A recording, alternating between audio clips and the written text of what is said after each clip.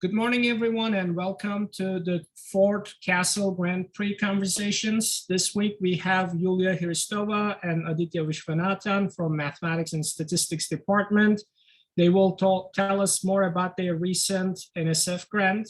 And I'm particularly excited to learn about this, and I'm sure some of our colleagues are eager to learn more about what their most recent grant is about.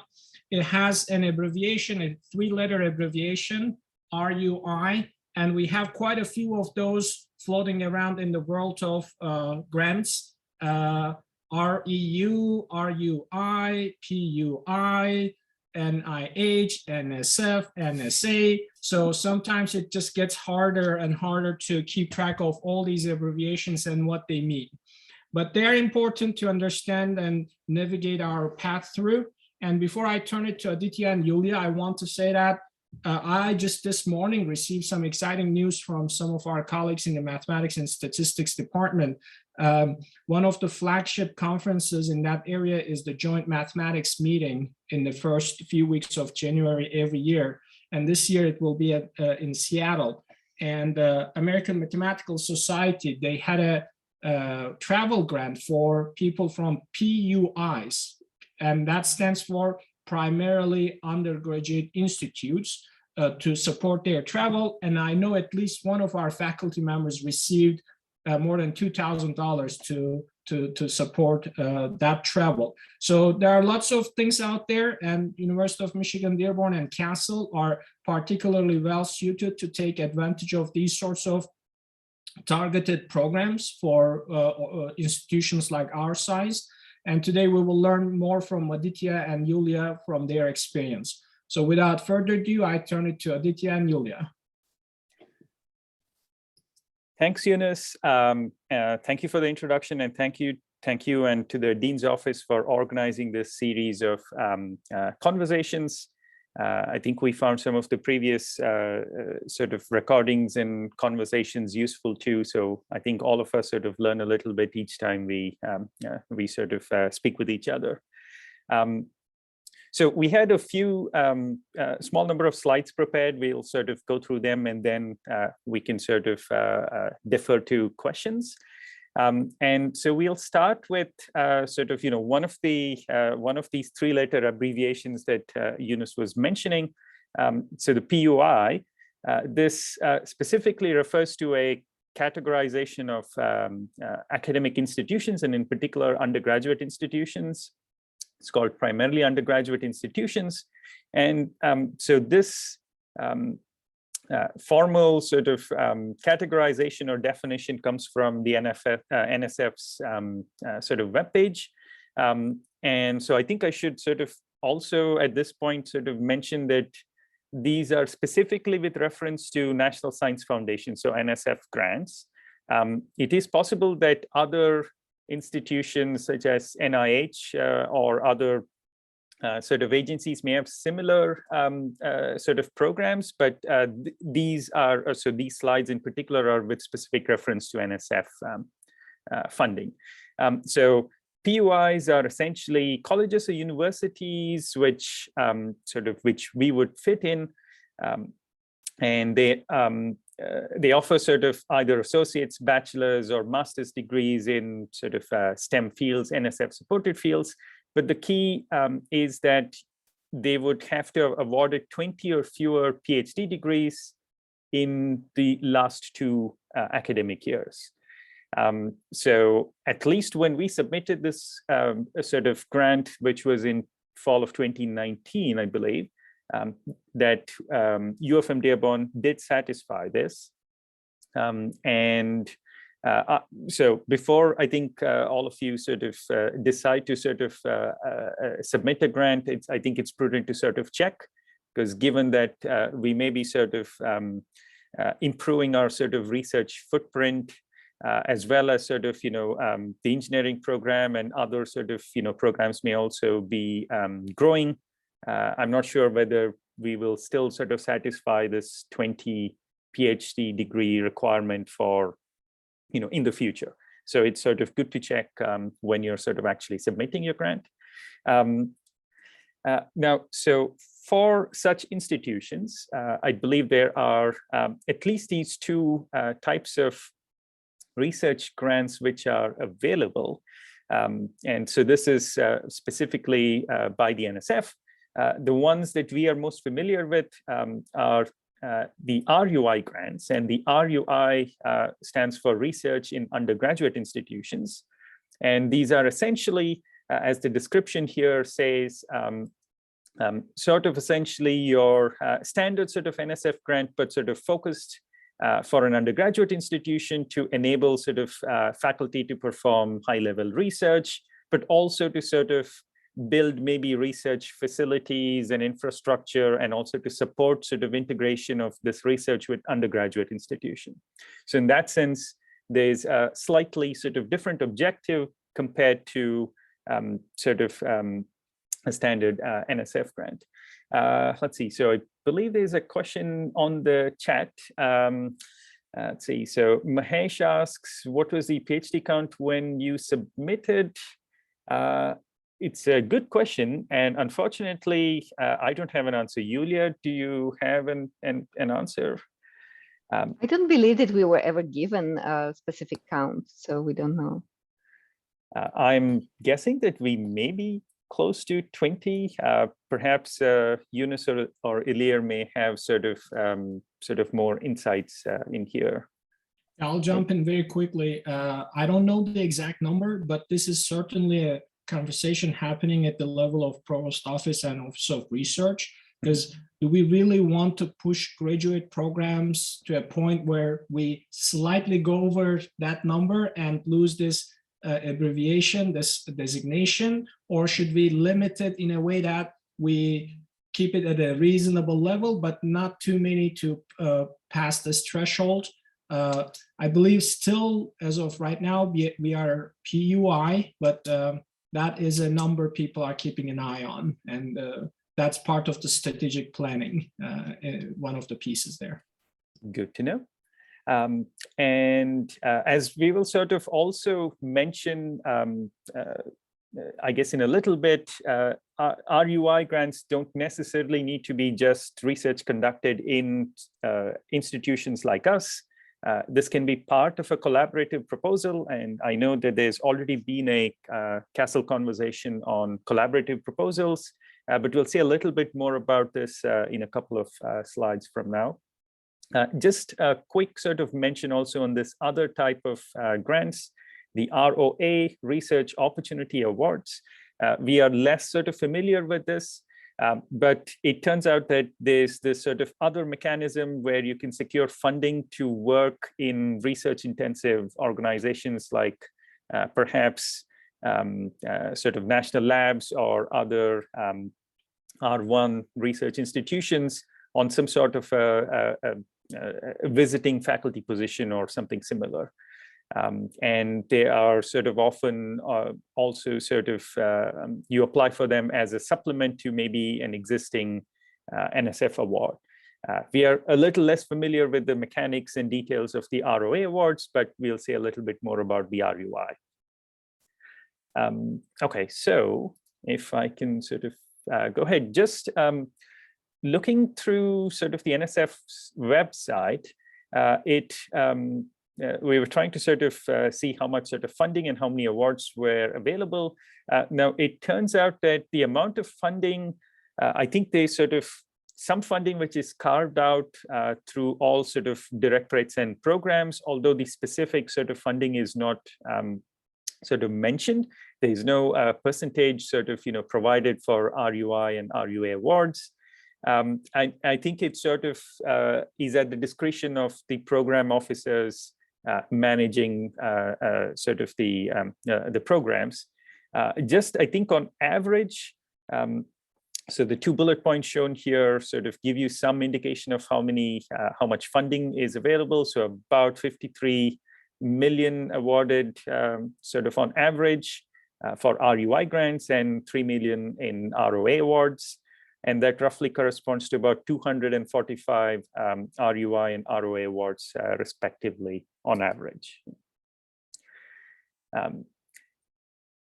Okay, so as we sort of mentioned briefly, these sort of RUI grants can be part of a collaborative NSF proposal.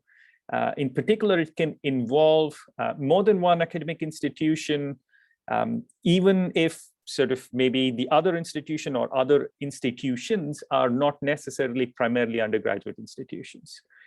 All that is necessary is that one primarily or predominantly undergraduate institution has to be designated as the one which has overall management responsibility.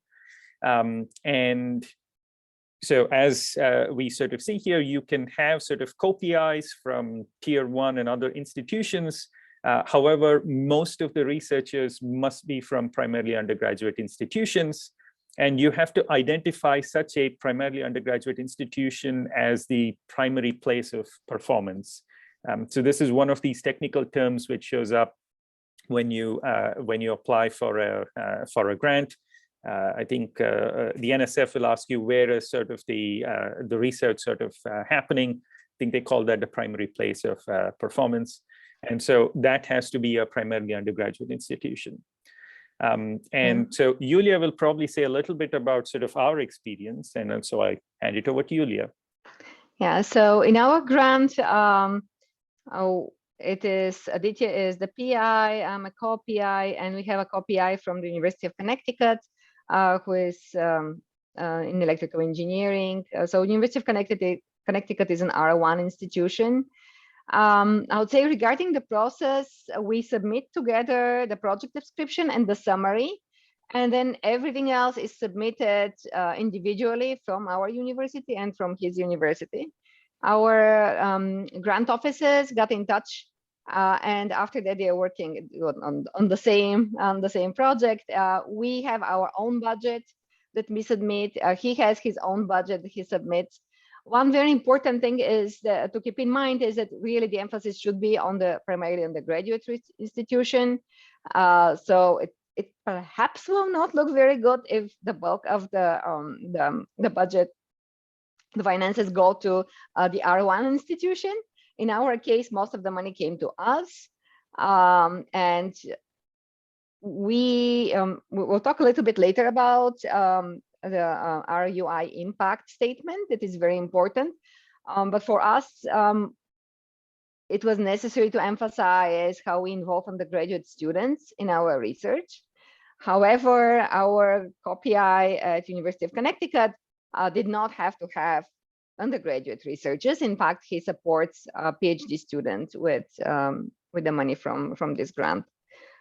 So everything it's not more complicated because it is an RU grant, and because there are two different institutions. Just with your collaborator, write the project description and the summary, and then everything else is separate, as it would be for any other grant that you're applying to. And so one of the reasons you may consider sort of doing a collaborative sort of version of the grant while still sort of applying an RUI label is maybe that you don't have the facilities to sort of perform your research in at Dearborn or sort of our type of institution. But maybe you have collaborators or other institutions which do have such facilities. And in that case, it makes sort of more sense to have such a collaborative sort of approach. Yeah, so in the budget, you can have money specifically for students to travel to the collaborator. So students can visit the lab, for example, and get experience that otherwise just staying at our institution, they wouldn't have been able to get. In our case, our collaborator there has a biomedical imaging lab, so we don't have access to any of the sort of fancy optical microscopes and things like that. So that was our reason sort of for pursuing this. So a couple of other sort of more mechanical aspects. Most NSF directorates and programs have sort of RUI and RUA components, although it's sort of best to check with your specific program that you're applying to. And typically the submission deadlines sort of follow the deadlines for the standard solicitation. So if you are sort of applying to a program. Say in our case, we applied to the computational math program. It has a standard deadline, maybe sometime in October or November. The deadline for the RUI sort of labeled grant is also the same. So the submission deadlines are sort of identical. And this also, in some sense, extends to the review process. So the RUI proposals are sort of also reviewed by the same panel. So they sort of standard merit review procedures which sort of are used.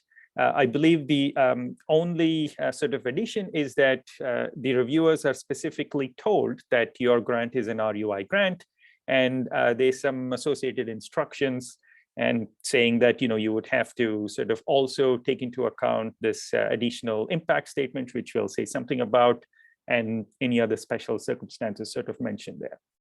But in general, it's sort of pulled together in the same sort of review panel sort of does the reviewing.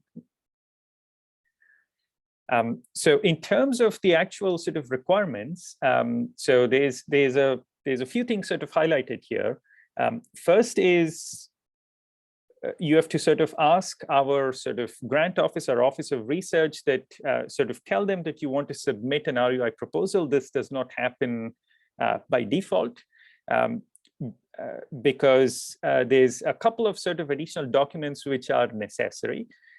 First is there's this RUI certification statement. So once you inform the Office of Research that you want to submit an RUI proposal, the grant office sort of includes this one-page document on official university letterhead, which essentially certifies that UFM satisfies these requirements of having less than 20 PhDs over the last 2 years or something of that sort. So I believe Pat Turnbull would sort of, sign this statement and sort of attach that along with all your documents when you submit it to the NSF. So that part is taken care of by the grant office.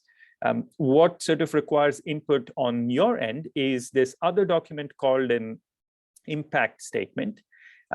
So it may formally be an optional document, but I believe if you are submitting an RUI grant, it is sort of essentially mandatory. There's a page limit. It's up to a 5-page statement. And so there's a few things that the statement could sort of cover and is sort of recommended that it covers. And a few of them are sort of listed here.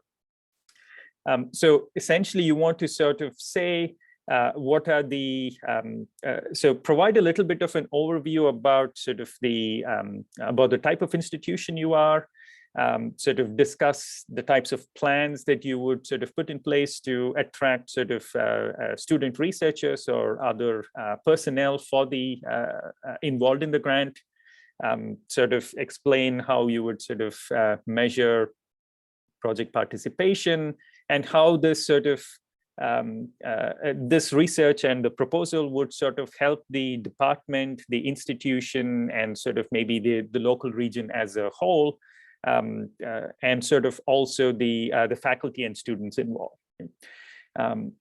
You could also include maybe a sort of additional wording which sort of says, if you want to provide any information about factors which affect sort of research productivity, such as, teaching loads, sort of, lack of resources, maybe, that's you don't have sort of fancy machinery and, particle accelerators and whatnot, and things of that sort.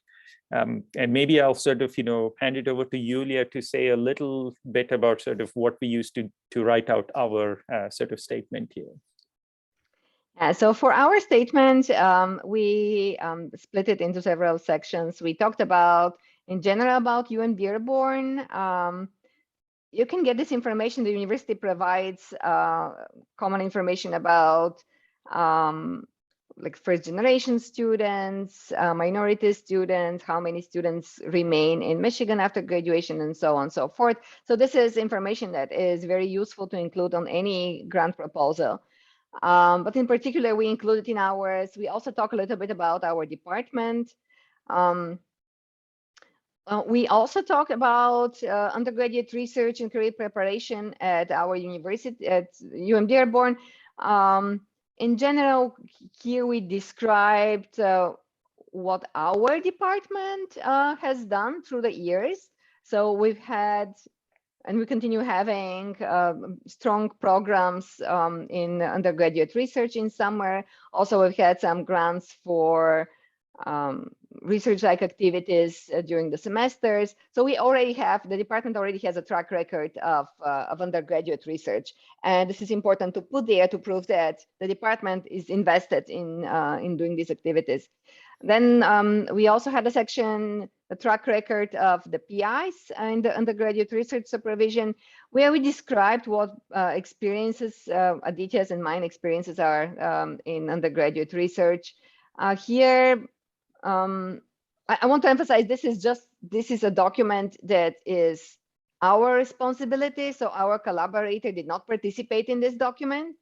And as I said before, he doesn't even work with undergraduate researchers. He works with graduate students.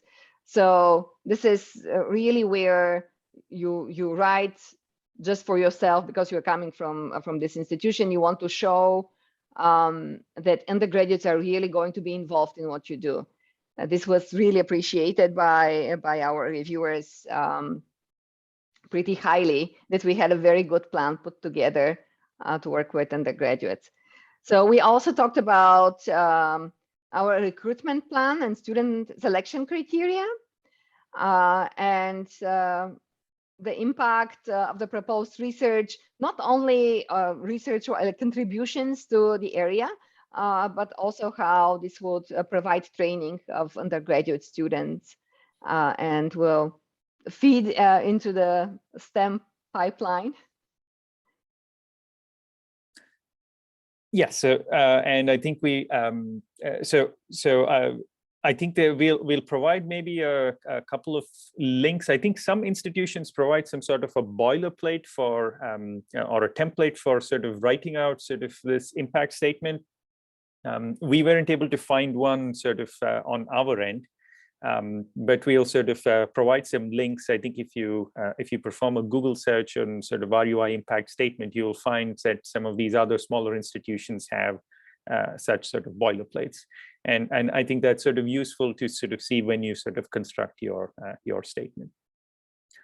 Okay, so does it make a difference to have an RUI designation? Well, I guess this is a well, if you're a statistician, I guess there's this sort of common saying which goes, you know, correlation does not imply causation. The only thing I can say is, so sort of personally, I think I've been sort of submitting proposals maybe 5 or 6 years before, maybe at least 4 or 5 times before sort of this successful sort of proposal. And I think none of them were RUI designated, just because we were not sort of aware at, you know, or it involved, we thought it involved sort of too much paperwork or something of that sort. For some reason, we sort of miraculously decided to sort of go with this designation when we submitted it in 2019, and well, the stars aligned, and we, you know, we got lucky, I guess. But so typically, I guess these, you know, proposal reviews are somewhat of a stochastic process with a mean which, you know, depends on sort of the intellectual merit and so forth. So anything that you can sort of add, you know, to improve your odds, to sort of add to your sort of, you know, to the good books is, I guess, sort of desirable. And given that we are in an institution which is primarily undergraduate, it would sort of make sense to, well, yes, definitely tag it on, because why not, right? So, and additionally, I think in terms of sort of, if you look at sort of the project summary and the proposal that you're sort of sending out, the scientific plan that you send out, we have to be a little sort of conservative in saying that, well, you know, we have only, you know, undergraduate students or maybe a small number of graduate students. I think CASL does not have sort of an expansive graduate program. So you cannot be sort of too ambitious in saying that, you'll have students do this, this, and this. And so having sort of this sort of a designation makes it a natural fit, because then you're sort of, competing with other sort of similar proposals in a much more favorable set of metrics. And it sort of gives you a natural way to sort of incorporate the types of things that we are sort of interested in sort of Dearborn, in terms of, we are much more invested in sort of student success, in their training, in sort of, curriculum success development and providing undergraduate opportunities. So this provides a natural place to sort of incorporate all of this when you're submitting a grant. And, so as we said before, you can always make it a collaborative grant. So you can sort of have the best of both worlds, in that you can, maybe partner with an R1 institution or other, maybe a national lab, which has, the fancy facilities that you want, and graduate students and postdocs, and you can sort of continue to do the things that we are sort of, which is our core competency in terms of undergraduate, student mentoring and training and so on and so forth. And so I think that's all we essentially had. Here are a few sort of references.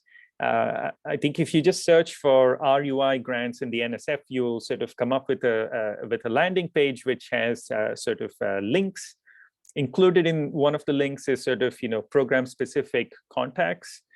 So I think we sort of looked a little bit at sort of math-specific contacts, but if you have questions, you may want to contact your specific sort of program officer or the contact provided there.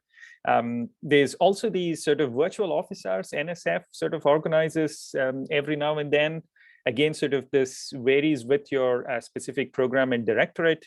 And sometimes they do little webinars wherein they discuss sort of RUI or ROI grants. So that may be another useful place to sort of get information.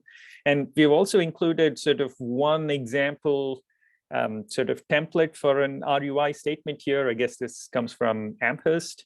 But I think if you just do a Google search or other search for sample or template RUI statements, you'll find many institutions have these sort of boilerplate, saying here's a section essentially sort of which says what you need to be sort of writing in each of the sections, profile of the university or the department, and then, previous preparation or track record. So at least gives you some sort of guideline as to what to sort of include. And with that, so Yulia, is there anything that we specifically wanted to say? Otherwise, we can sort of, open up the floor to questions. I think perhaps in questions, there will be more specifics that we can say. Okay. All right. Thank you, Aditya and Yulia, for this very informative presentation, not just about your proposal, but also giving the explaining the context around it. I'll see if we have any questions from other folks, but just give people time. I'll go ahead and start with one of my standard questions at these conversations. You already mentioned that, Aditya, you submitted other proposals before getting this one awarded. Can you say more on that process? Like, what is the main motivation to resubmitting it even after not getting it for a few times? And this came up in all the previous conversations too. And so when Morgan from NetSci, he was saying he never received any of the awards he received at the first try. So what's your take on that, you and Yulia? So maybe I can sort of go first. So I think I initially started sort of submitting grants as I think during the final year of my postdoc. At that time, the motivation was essentially, this is a good sort of, an experience to have, because there's, a set of, you get used to the requirements, what needs to be done, sort of generate some documents and templates which you can reuse. So it's always sort of a good procedure. And I think the second time that we did submit such a grant, well, maybe in hindsight, we came sort of, agonizingly close, because they sort of, hung on to, right about almost a year from submission. And we had sort of, typically, I think you have 2 or 3 reviewers, and you see review comments. And 2 of those sort of reviewer comments were really positive and really nice. And apparently we were in one of those pools wherein, it was up to the program officer's decision. So we made sort of an initial cut, and then, right at the end, we sort of, were unsuccessful. So given that sort of experience, we sort of decided we should sort of apply again.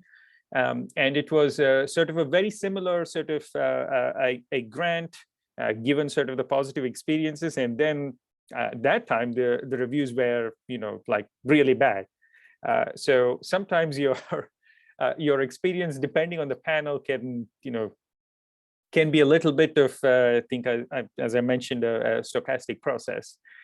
But I think this is sort of fairly common. So if you ask sort of most people, unless you're, one of the superstars of the field and you're sort of really well known or something of that sort, I think it's fairly common to see an acceptance rate of, 20% or something like that. So even if you go sort of look at sort of well-funded researchers at Ann Arbor or other urban institutions, it is a given that, they will, this is part of their routine, submitting sort of several grants. And so I think I was sort of, personally, I was sort of getting disenchanted with sort of the whole process. It sort of almost became a running joke around, the beginning of fall. Well, maybe, should I submit this again or not? And then somehow I think we decided to sort of apply, and this time we sort of decided that we'll do this RUI designation. So I guess essentially, try and try again. So I think anyone who sort of obtained a grant sort of will say that that's the one thing that you should sort of, you should not get sort of disappointed or sort of dispirited when you're sort of, declined. And one of the other things that it does is it allows you to sort of, put down a clear research plan, and that can be sort of a good sort of guide for you in terms of, what you want to do in the next sort of, in the short to medium term future. So even in that sense, I think it's a good process to go through. And once you've sort of done the first submission, the next time I think it's sort of less intensive, because you know what to expect. You have a set of documents which you can sort of revise. So I think it's less time and effort once it sort of comes to that. And of course, now I think on campus, we have much more sort of resources. So they sort of grant consultants and sort of grant writing support. And then you can, certainly speak to several of your colleagues who have been sort of successful in specific programs and so on and so forth. So it makes sort of sense to sort of, to keep applying even if you've been declined. Thanks, Aditya. Yulia, do you want to add anything? Well, it's I guess you always improve step by step. Well, given sometimes you get bad reviews, and even then you can learn from the feedback. So next iteration is going to be better because you're taking into account of the points that were raised by the reviewers. Either positive, that you would emphasize more, or if it's negative, you rethink your approach. So it's like an iteration that hopefully is going to converge to a grant. You're not submitting the same thing over and over, you're modifying every time. Yeah, great. No, persistence is important. And I like what you said, Aditya. There's a little bit randomness in the process. Although most of the process is objective, there are some subjective components that depends on the particular panel for your proposal. Great. Any other questions from anyone? Yulia or Mahesh? Yeah, Mahesh? Is there a standard period for which the grant is what's the standard length, for example, for how many years, and can a department hold multiple RUI grants?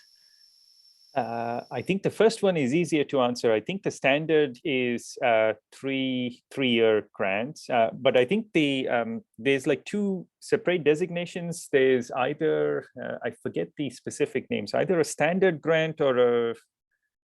So Yulia, was that a recurring grant or? Well, I forget. So I think there's some distinction wherein they either give you sort of a approve sort of a 3-year grant, or sort of essentially you have some sort of another sort of less formal sort of mostly the program officer approval after the end of each year. So maybe Yunus has a little more inputs, but essentially the period is 3 years.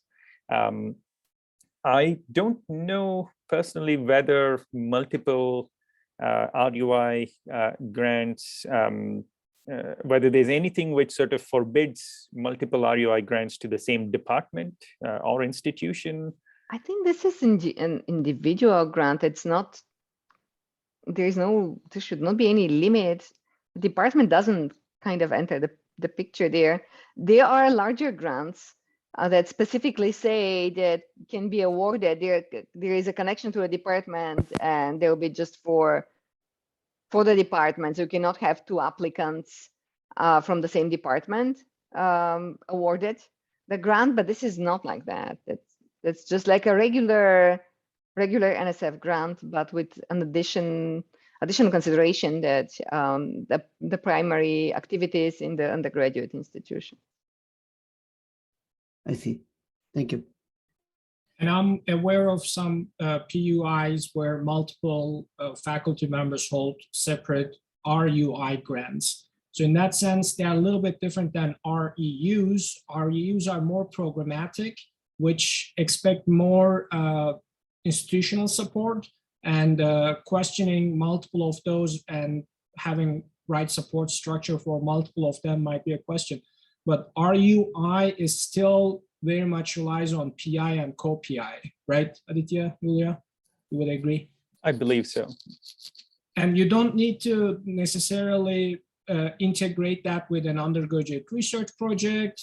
That's one way of highlighting undergraduate component in it, but that's not a must, that's not a necessity. Although I think in this particular case, the existing infrastructure for our summer research program might give small edge to these sorts of proposals. That Yulia mentioned that as the department culture, cultivating that department culture might be useful for everyone. Yeah, I think that actually this was viewed very positively for our proposal, that we had a very clear plan how to involve students, that we already have this background in the department, and we as individuals have worked with students. They liked the fact that we'll be involving students, and we have involved quite a lot of students already. So it's quite successful. So I think that if you're in a primarily undergraduate institution, it is understood that we are people who work a lot with undergraduate students, and we try to get them involved in research. So it's, I would say, maybe expected, maybe not necessary, but it really, I believe, would give you an edge if you work with the students. And you are working with the students anyways, if you're active in research and you're at our university.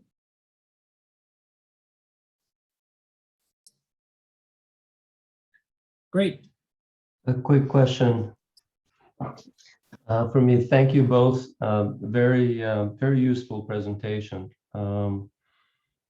I am not as familiar with the world of grants, but it's good to see that there's so much more activity now in CASL in terms of externally funded research. So I'm trying really hard to put myself in the shoes of a faculty, let's say in the first 5 or 10 years of their career at UM-Dearborn. And so one thing that they would hear is that, for instance, you have been planning and trying for this for 5 years, maybe more, and now it finally happened. And so as you consider the impact, this success and the impact of this particular grant-funded research right now, what do you have in mind? What are you eyeing for the next 5 years? Are you squarely focused on this particular grant, or are you thinking already about the next step?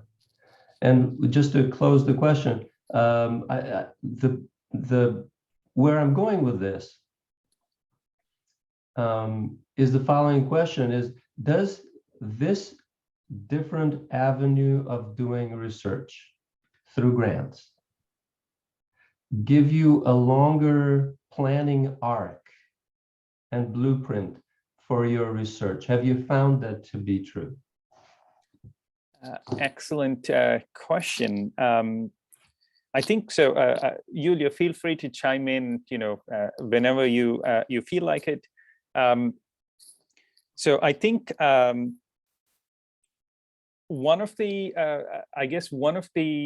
sort of outcomes, or if you want to sort of think of it as, currency that you get from sort of having a successful grant, is sort of a demonstration to the NSF or the panel, well, I guess at least a successful proposal, is that,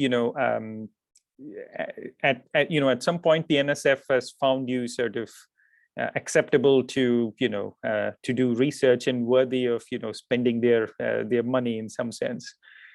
So it sort of establishes a track record of some sort. So the next time you apply for a grant, I think that's sort of one tiny question, perhaps less on the minds of the panel, in that, can this can these sort of, PIs or institution or something like that handle, especially if you have sort of, had sort of good outcomes from the grant and so on and so forth. So in some sense, I would sort of say, so this is our second year of the grant.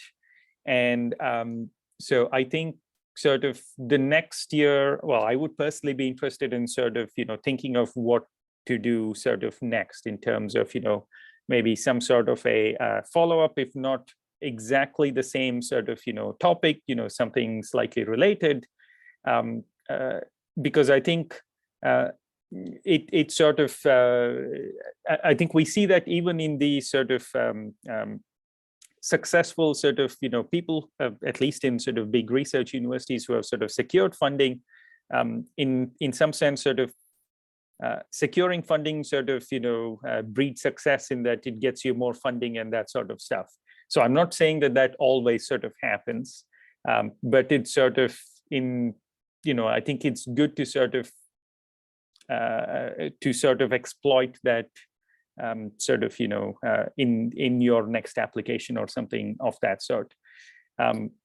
In terms of sort of, I'm not sure whether I would go so far as to sort of plan my entire sort of research in terms of, a series of grants, because I think I would still want to sort of do research which is sort of interesting to me, which is sort of, interesting to the to sort of the community.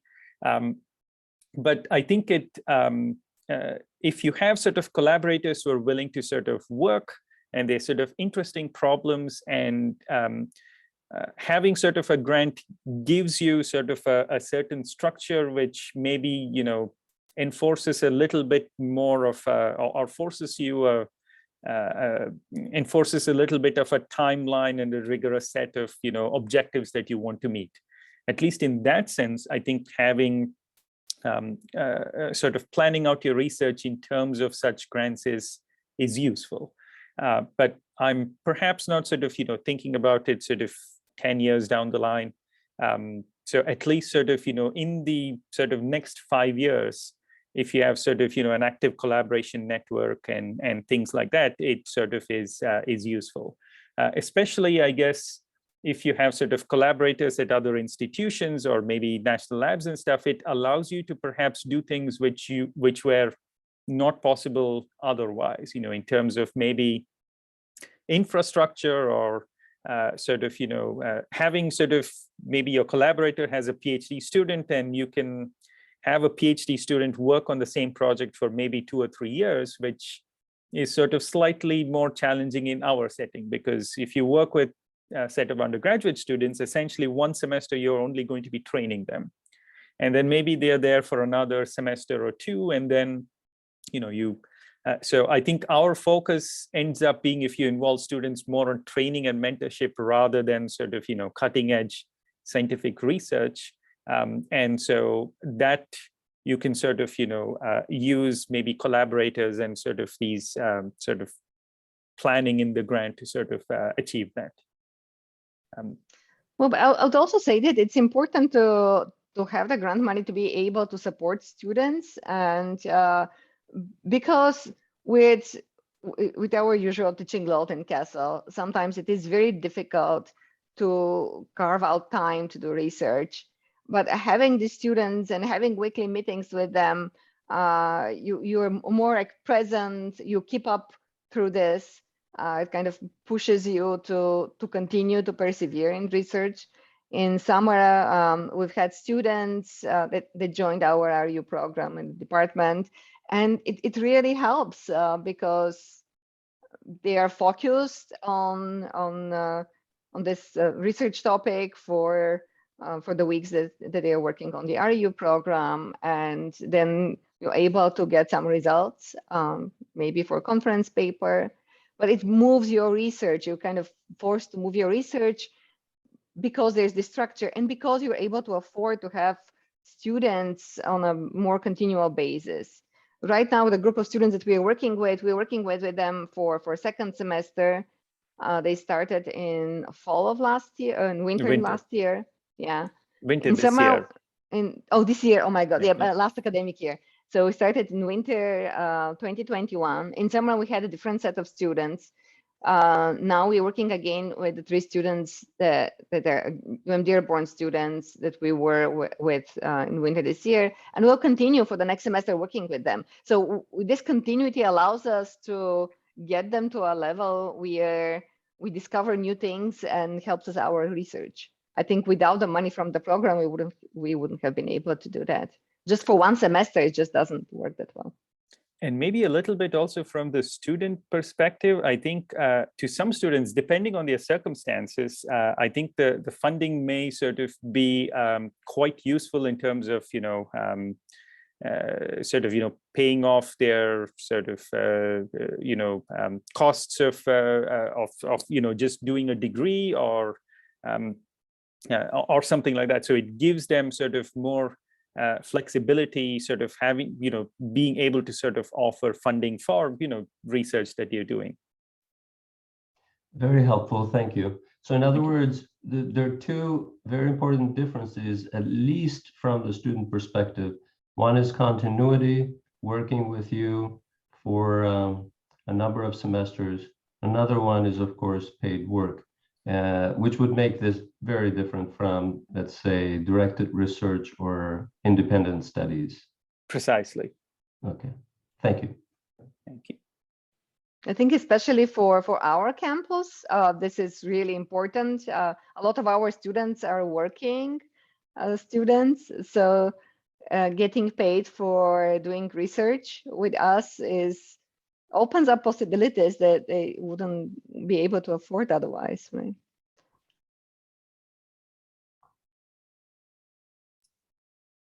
Yeah, those are great answers. And I'll just, at a personal note, when I wrote my first proposal to NSF, it was right after getting my PhD when I was a postdoc, and my department chair said, "You will not get it, but it will help you to plan what you want to do in the years ahead."